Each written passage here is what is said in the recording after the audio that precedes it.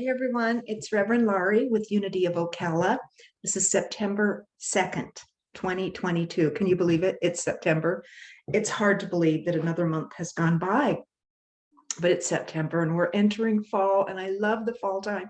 But I'll tell you, recently, Florida is acting a lot like when I first moved here. I came here with my husband in 1984. We first came on our honeymoon the week of July 1st. 1984. Oh my gosh, that was a long time ago. We stayed here a couple of weeks and I met all of his crazy friends and his family, and we had the best time. We ended up moving here a few months later, and it was close to September when we came.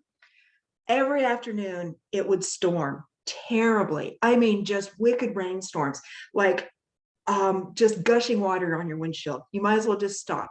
And we did. At the time, my husband worked with his uncle and I worked at the Chronicle nearby, a local newspaper.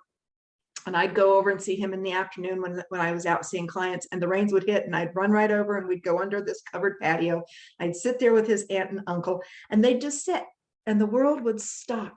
And these rains would just gush. And you could tell when the storm was right over us. My husband taught me, you count the seconds between the thunder boom and the lightning strike, and 1 second equals 1 mile. Do y'all know that trick?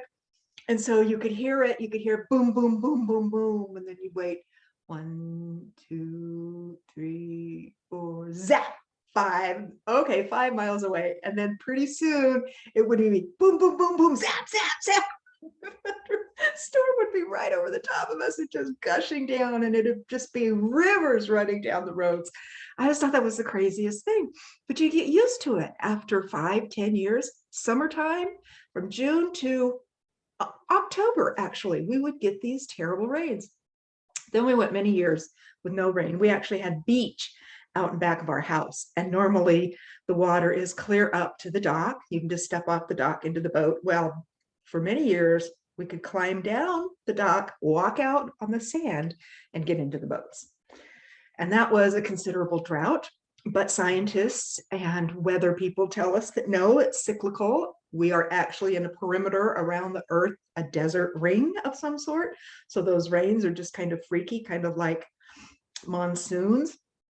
But they're back this year, I've noticed. Especially last year, I noticed it, but especially this year. Wow. And especially this week. And I find it so magnificent because we're entering September, which is the month of Rashashana, or the Jewish preparation for New Year. So these rains are so perfect for Rosh Hashanah. It's like God is on perfect key, always, of course. But the storms we've had this week, the flooding I've had in my backyard, I put it on Facebook. As soon as I got home, the clouds just opened and it started gushing. And we live right on the lake, and everything behind us is kind of uphill, clear up into the highlands as you're going to Brooksville. So everything just gushes. So you can imagine everybody's yards, everybody's patios, their driveways. Oh, yes. I hope people are as conscious as some of us at trying to keep chemicals and things out of the way. But it was so neat to just watch everything flood. And it got so deep in my backyard. I have this huge plastic container. I plant things in containers now. It's a red one. I haven't planted anything in it. It had a little bit of dirt in it and the cover on it. And I'm watching the rain come down and just listening. I have all my doors and windows open so I get the full effect. And there it goes, floating past me in my backyard, this big red container. And I'm like, well, I haven't seen storms like this in so many years. And it just brought back so many wonderful feelings and so many Rosh Hashanahs that I've experienced at a personal and spiritual level. Rosh Hashanah is a time of preparing for the new year.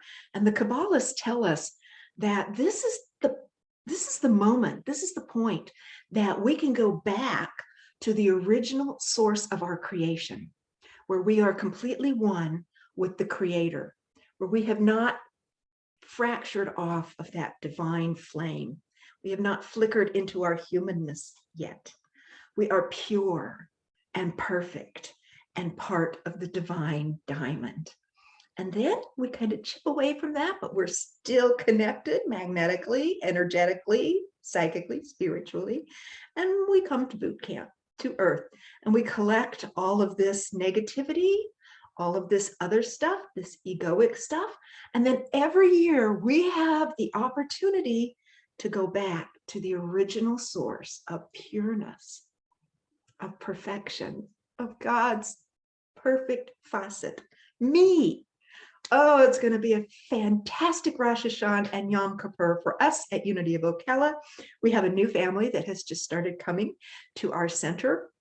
And he previously went to Jewish Masonic community, so he's quite versed in Judaism. And I'm not sure about Kabbalism. He's learning it. Our discussions are getting deeper and deeper in our after Sunday group. And they're so fun. Well, he's got 3 children that he brings with him, and all of them have learned how to play the shofar, the ram's horn that is blown at the high holidays at the Jewish festivals. Rosh Hashanah, the shofar is blown in a series of 3 different sets. And what these different blasts will do are different for the emotional and spiritual being in preparation for going back to this pure state. And if you've ever heard an experienced shofar blower, it's unlike anything you've ever experienced. It's purifying, it's clarifying, it's exhilarating, and it's like it wakes everything up in you to prepare for this new yet familiar experience. So the end of September is going to be our Rosh Hashanah service, where we're actually going to have the honey and apples and the blowing of the shofar and the cleansing ritual and preparation for the 10-day period of Yom Kippur coming up to a brand new year. But this is an opportunity for you to get ready to return to that perfect pure state. What I like to do in the weeks preceding is to take a look, start making a list of all the junk that has stuck to me over these past 12 months that I have decided to take on as mine, but it has nothing to do with me or my divine essence. And then I get to decide what gems I'm going to keep that enhance my natural beauty of God's delight, and those that I'm ready to wash off and get rid of. So the rains this month have just prepared me to become pure, to rinse away all of that other stuff and get ready for bam. Wow, I'm so excited. And I thought it would be perfect to end our love notes talking about the Jewish high holiday of Rosh Hashanah, the Florida rains. I'm ending it with a Hindu prayer to Brahma, or God. I'm going to throw everything, all of God's stuff into the mix. So enjoy this. It is from the Upanishads. It is called Chandogya. Chandogya. Chandogya. May quietness descend upon my limbs, my speech, my breath, my eyes, my ears. May all my senses wax clear and strong. May Brahman show himself unto me. May I never deny Brahman, nor Brahman me. I with him, and he with me. May we abide always together. May there be revealed to me, who I am devoted to Brahman, the holy truth of the Upanishads. Om, peace, peace, peace. And to you, Om, peace, peace, peace. I love you. God loves you. We will see you on Sunday, where we finish the 2 laws of the 7 spiritual laws of success, 7 spiritual laws of spirituality, and the ways that we can use our spiritual tools to live an enchanted and God-filled life. So we'll see you on Sunday. Have a great weekend. Bye.